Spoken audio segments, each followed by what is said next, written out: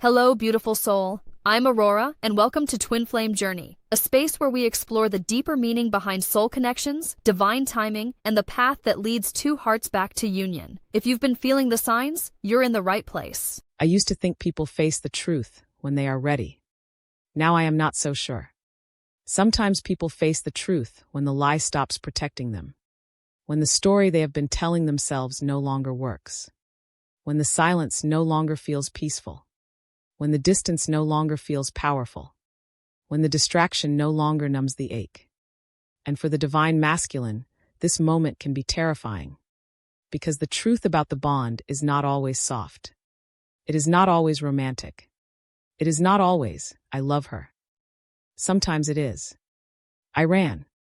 I felt it. I minimized it. I made her carry the uncertainty.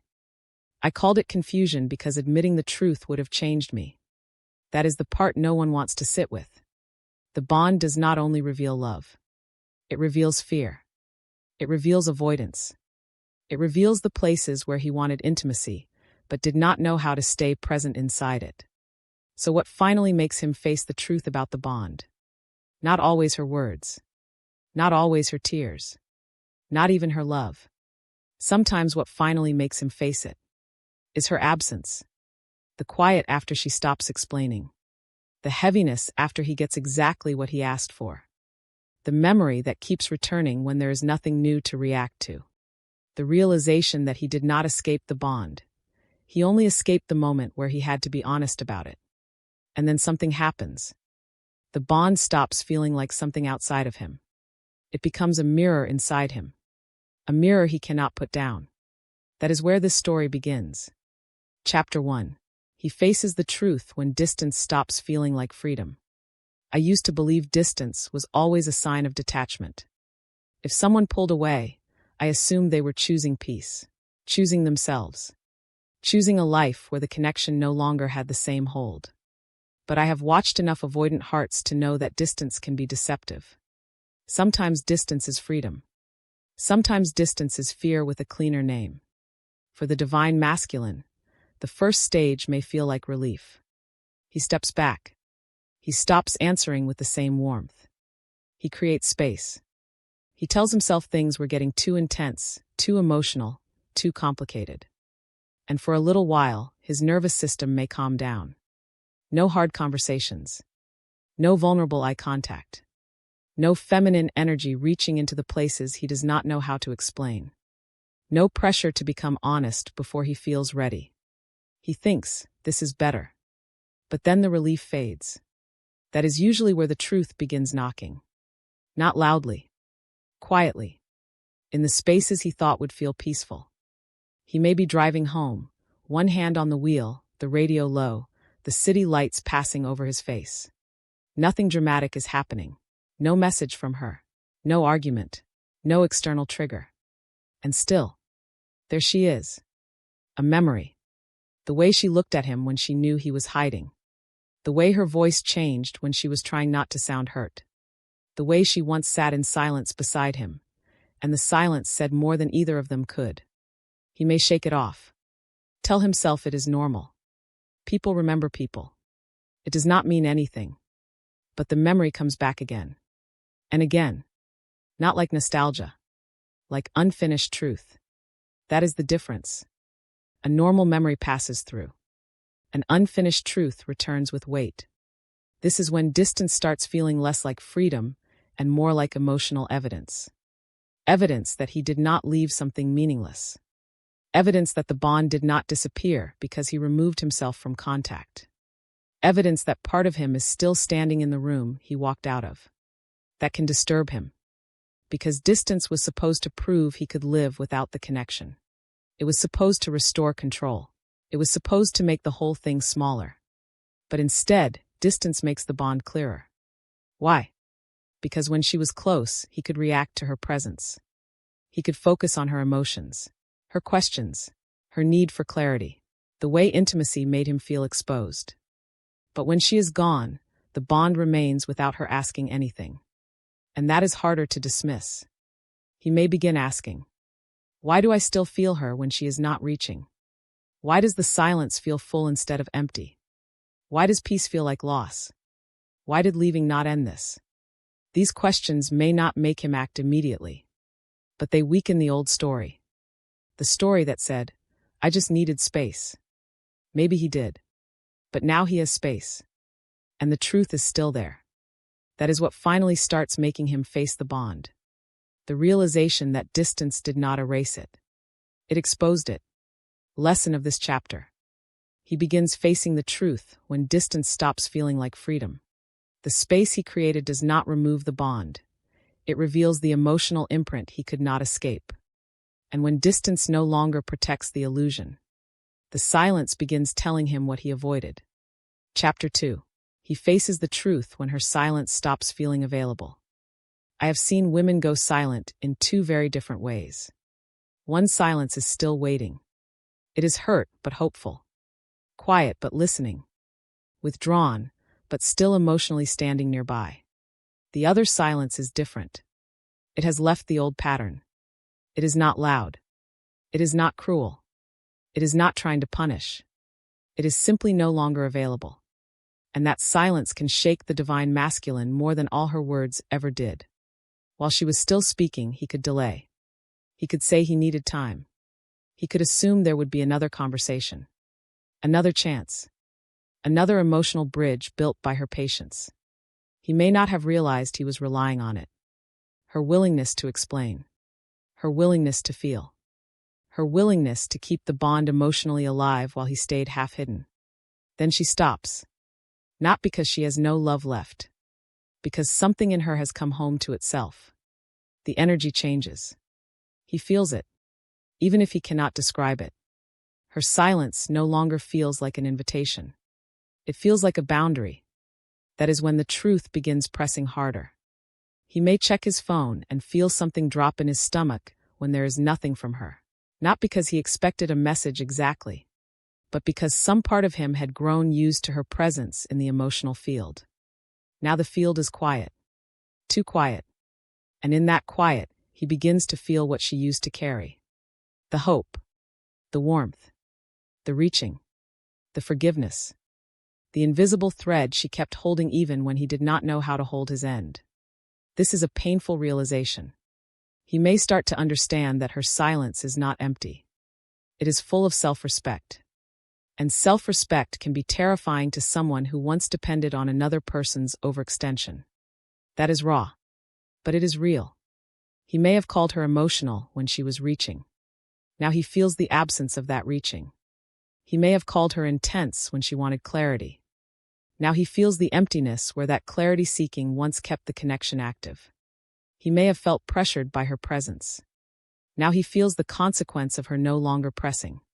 And this is where he faces something uncomfortable. Her pursuit was not the problem he thought it was. Sometimes her pursuit was the only thing preventing him from feeling the full weight of his own passivity. When she stops, the truth stands naked. He did not move. He did not speak. He did not meet the bond with the same courage. That can create shame. Or awakening. The difference depends on whether he runs from what he sees. Her silence forces him to ask, was I really confused? Or did I benefit from her keeping the door open while I avoided choosing? Was I overwhelmed by her love? Or was I afraid of what I would have to become if I met it honestly? Did I need space? Or did I need her to stop carrying what belonged to me? Those are not easy questions. They are the kind that arrive late at night. When the room is dark. When the phone is quiet. When the mind has no new evidence to use against her. When all that remains is the bond and the truth underneath it. Her silence becomes the line where denial starts losing power. Because the feminine no longer explains the truth to him. She lets him feel it. Lesson of this chapter. He faces the truth when her silence stops feeling available. Her absence reveals how much she once carried. And he begins to feel the emotional weight of his own passivity. And once her silence becomes a boundary, he has to face the story he used to hide inside. Chapter 3. He faces the truth when the old story stops soothing him. I have noticed that people do not let go of a story until it stops giving them relief. Even painful stories can be comforting if they keep the ego safe. The divine masculine may have had a story about the bond. She was too much. It was bad timing. I needed peace. It was not that serious. I did not know what I wanted. I was just being realistic. Some of those things may contain pieces of reality. Life is complicated. Love can be overwhelming. Timing matters. But a partial truth can still become a hiding place. And at some point, if the bond is real enough, the hiding place stops feeling safe. He repeats the story. But it does not soothe him. She was too much. Then he remembers how softly she asked for honesty. It was not that serious. Then his body reacts to a memory he cannot control. I needed peace. Then he notices peace has not come. I did not know what I wanted. Then the ache whispers, you knew enough to be afraid. That whisper is where the old story begins to crack. Not because someone argues with him. Because his own inner world stops cooperating with the lie. He may feel irritated, defensive, restless. A man can become strangely angry when his own story no longer protects him. He may want to blame her again. He may want to minimize the bond harder. He may want to pretend the memories mean nothing. But the body keeps interrupting. A heaviness in the chest. A tightening in the throat. A strange stillness when her name comes up. The body has less interest in defending the ego. It remembers what happened. It remembers the intimacy. The fear. The softness. The way something opened. The way he pulled away after it opened. And now the old story feels too small to hold the whole experience. This is what finally makes him face the truth. Not one dramatic revelation. The slow failure of every explanation. He begins to realize that the bond was not only intense because she was intense. It was intense because it reached him. He begins to see that his need for distance was not only about peace. It was also about fear. He begins to understand that confusion may have been the language he used when honesty felt too dangerous. This is humbling. Very humbling. Because it means he may have misnamed the bond to survive it. Called it pressure when it was intimacy. Called it complicated when it was vulnerable. Called it casual when it was sacred. Called her too much when his own emotional capacity was too small for what she awakened. That realization can break pride. And when pride cracks, truth enters. Not always gently. Sometimes truth enters like grief. Sometimes like regret. Sometimes like a sentence he finally cannot avoid. I felt it too. That sentence changes the inner landscape. He may not say it to her. But once he says it inside himself, the denial weakens. The bond becomes real in a way he can no longer keep shrinking. Lesson of this chapter. He faces the truth when the old story stops soothing him. The explanations that once protected him begin to feel incomplete. And he starts recognizing the bond for what it really stirred inside him. And once the story collapses, the body begins telling the truth louder than the mind. Chapter 4. He faces the truth when his body remembers what his mind denies. I have seen people say, I'm over it, while their body quietly disagrees. The mouth can move on. The body is slower. It keeps records. The divine masculine may deny the bond mentally, but his nervous system may still carry it. He hears a song and his chest tightens. He passes a place they once went and feels his stomach drop. He sees someone with a similar laugh and suddenly feels far away. He wakes up from a dream and cannot shake the feeling for hours. This is not always destiny. Let us stay grounded. The body can remember pain too. It can remember intensity. It can attach to unfinished emotional loops.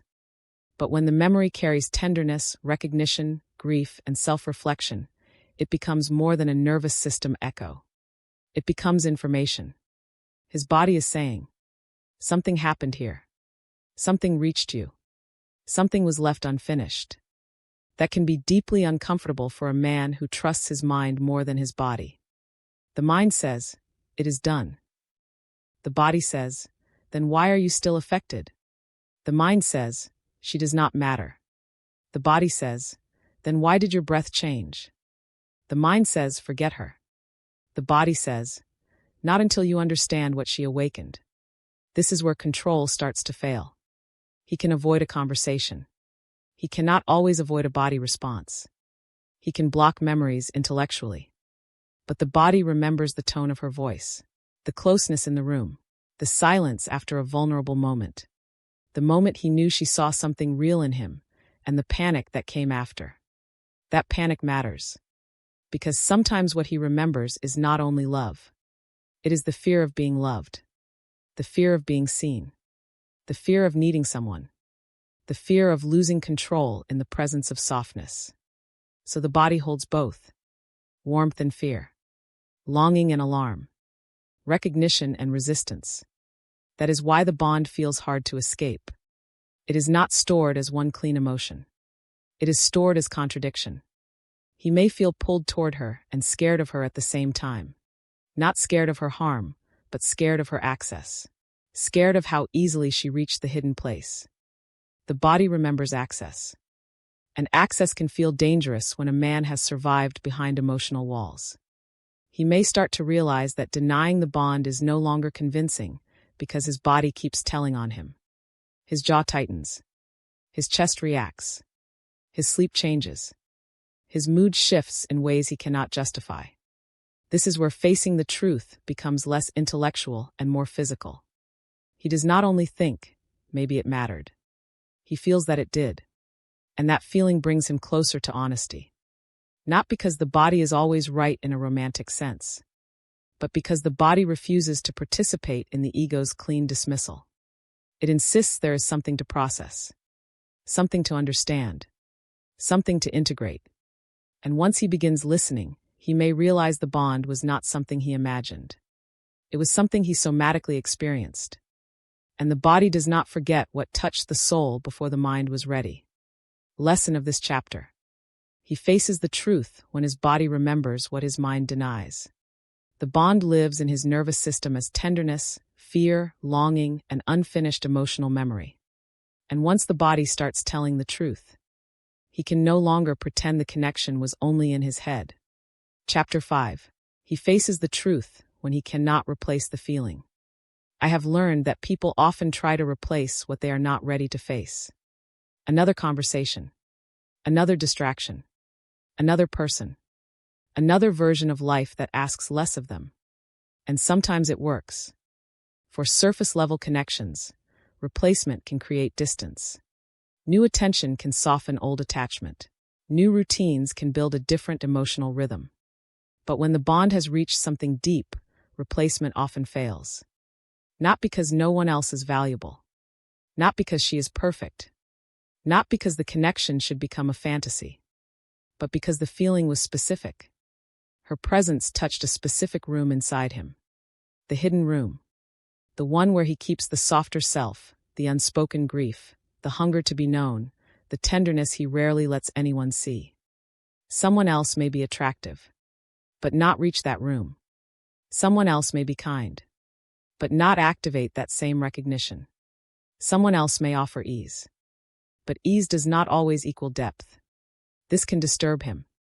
He may be with someone else and realize he is physically present, but emotionally untouched. He may laugh and still feel a strange absence underneath the laughter. He may receive attention and feel flattered, but not seen. That contrast can make him face the truth about the bond.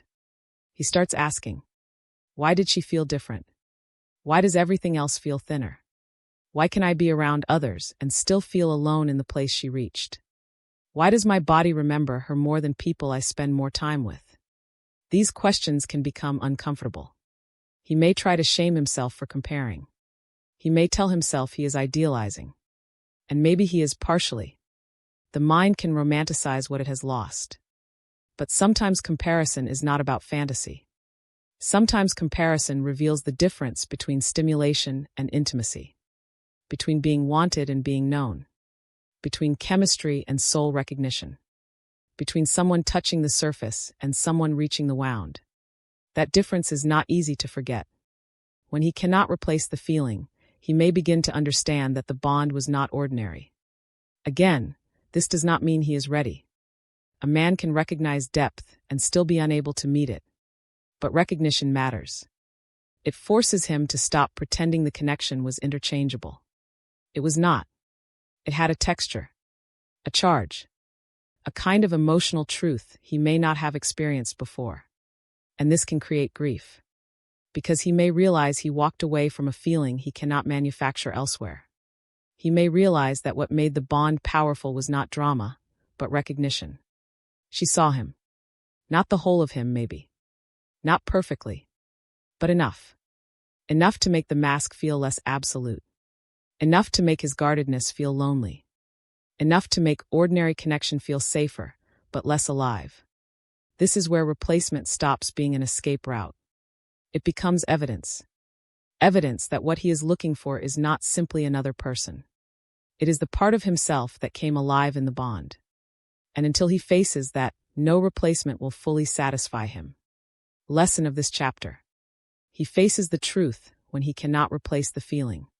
Other people may offer attention or ease, but they may not touch the hidden place the bond awakened. And once he realizes the feeling cannot be recreated casually, he has to ask why it reached him so deeply. Chapter 6. He faces the truth when regret becomes stronger than pride. I have seen pride hold people together long after their hearts have already broken. Pride can be powerful. It says, do not admit it. Do not go back. Do not look weak. Do not let her know she mattered. Do not face what your silence created. For the divine masculine, pride may have helped him survive emotional exposure. It may have kept him from collapsing into need. It may have given him a sense of control when the bond felt too deep, too intimate, too dangerous. But pride has a limit. Regret can outgrow it. Slowly, quietly, painfully. He may begin by regretting the loss of her presence. Then he starts regretting his behavior. That is different. At first, he may miss her warmth. Later, he remembers what he did when her warmth was still available. The message he ignored. The question he avoided. The moment he let her feel alone. The way he acted indifferent when he was actually overwhelmed. This kind of regret is harder to dismiss. It is not only about wanting access back. It is about realizing he did not honor access when he had it. That realization can humble him. He may remember her face near the end. The shift in her eyes. The moment she stopped trying to convince him that the bond was real. The moment she became quieter, not because she stopped feeling, but because she stopped abandoning herself to prove what he already knew somewhere inside. That memory can pierce pride. Because pride wants to say, I did nothing wrong. Regret says, you did not do enough right. That sentence may sound harsh. But awakening is not always gentle. He may not have intended to hurt her. But intention is not the whole story. Impact matters. And regret becomes mature when it includes impact. He begins to ask, what did my silence do to her nervous system? How many times did she have to guess? How much did she soften her pain so I would not feel accused? How much did she carry while I protected myself? These questions are the beginning of emotional responsibility. Pride does not ask those questions. Pride protects innocence. Regret seeks truth. And when regret becomes stronger than pride, he can no longer keep defending the old version of himself. He may still feel afraid, still uncertain, still ashamed. But the arrogance starts dissolving. He becomes more human, less defended, more able to see her side, more able to admit that the bond was not something he handled with the care it deserved. This does not guarantee a return, but it marks an inner shift. A man who is only proud can keep running. A man who is touched by regret may finally pause. And in that pause, truth can enter. Lesson of this chapter. He faces the truth when regret becomes stronger than pride.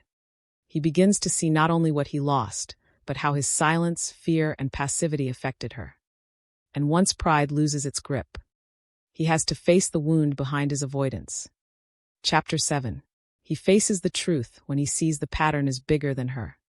I have noticed that real awakening begins when someone stops making one person the whole problem. At first, he may think this bond is just about her. Her intensity, her emotions, her timing, her effect on him. But when he looks deeper, he starts seeing something more unsettling. A pattern. Not just with her. Across his life.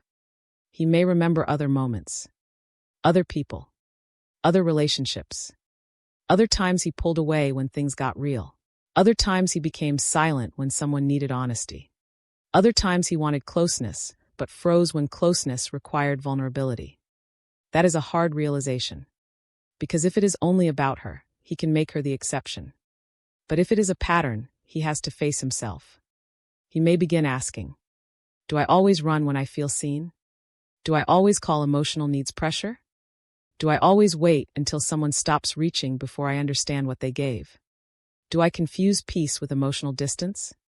Do I only feel safe in love when I do not have to be fully present? These questions can shake him. They turn the bond from a romantic mystery into a psychological mirror. He begins to understand that she did not create his avoidance. She exposed it. She did not create his fear of intimacy. She activated it. She did not create the wound. She touched the place where the wound was still alive. This is where he may feel both shame and relief.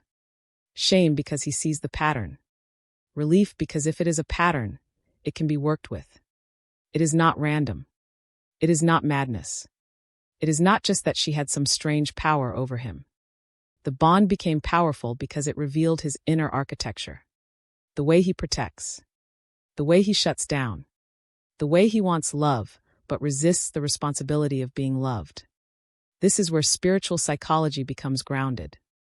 A soul bond does not only pull two people together. It can reveal the unconscious structure that keeps them apart. For him, facing the truth about the bond means facing the truth about himself. That may be the hardest part. It is easier to say, she changed me. It is harder to say, she showed me where I still need to heal.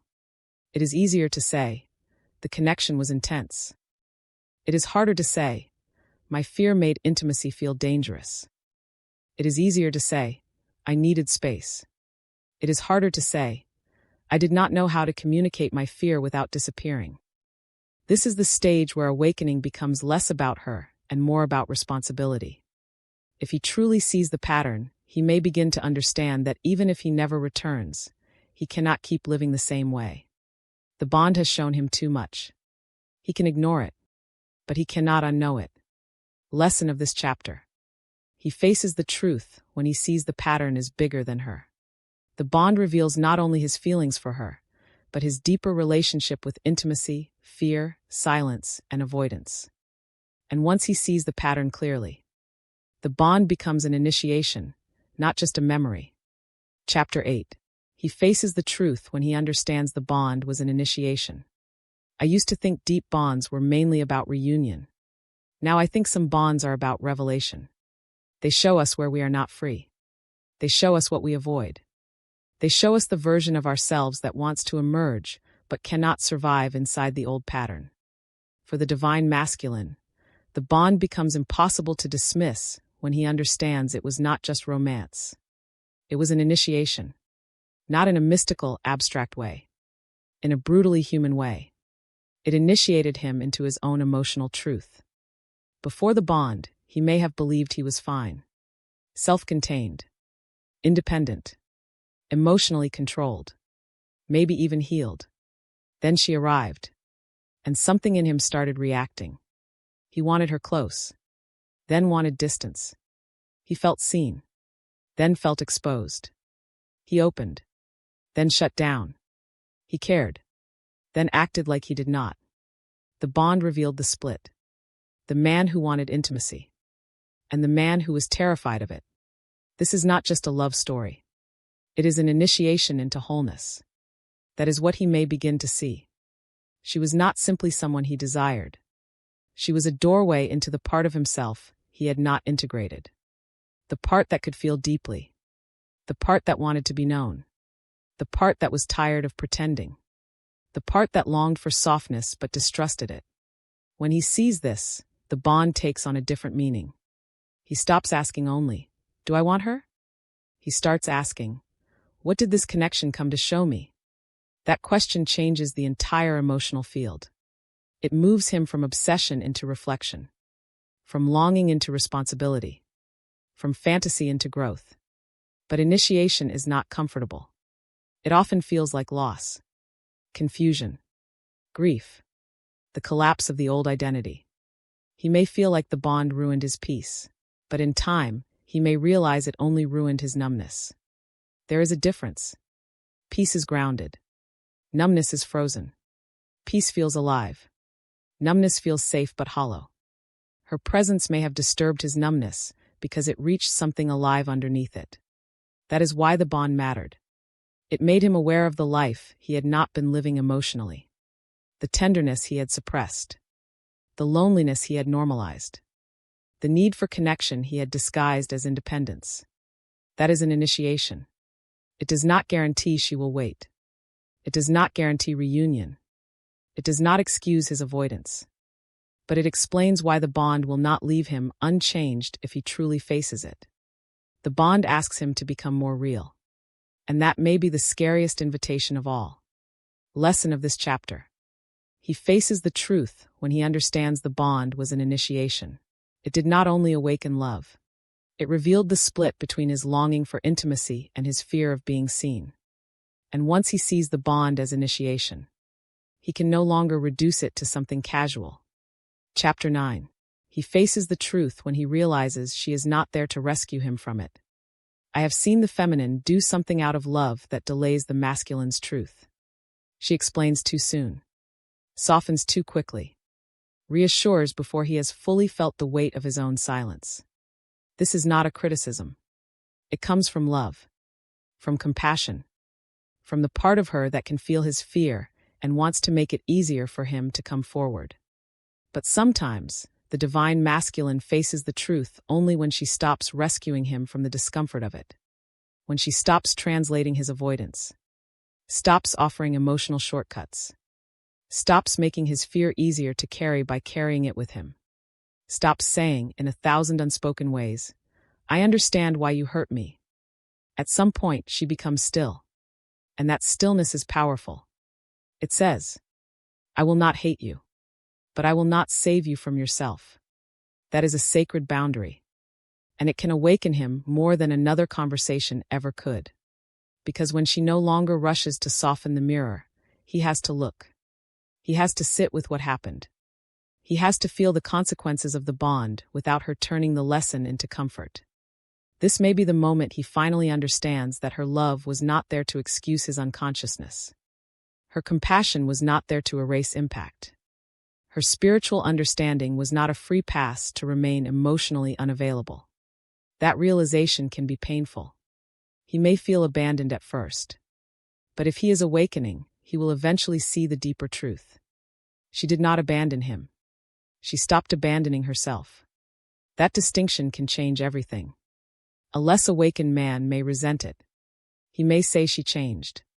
She is cold now. She is not the same. She does not care.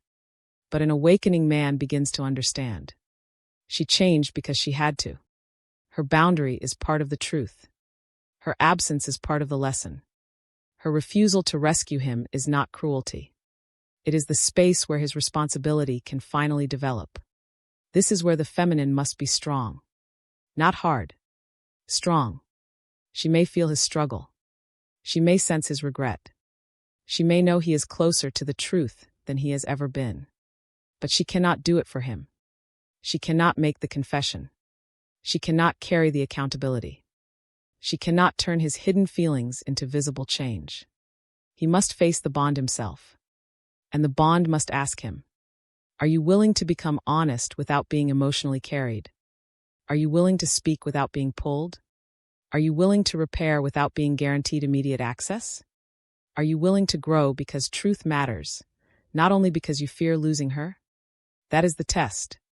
And it only becomes possible when she stops rescuing him from the discomfort of truth. Lesson of this chapter. He faces the truth when he realizes she is not there to rescue him from it. Her boundary forces him to sit with his own emotions, choices, and responsibility.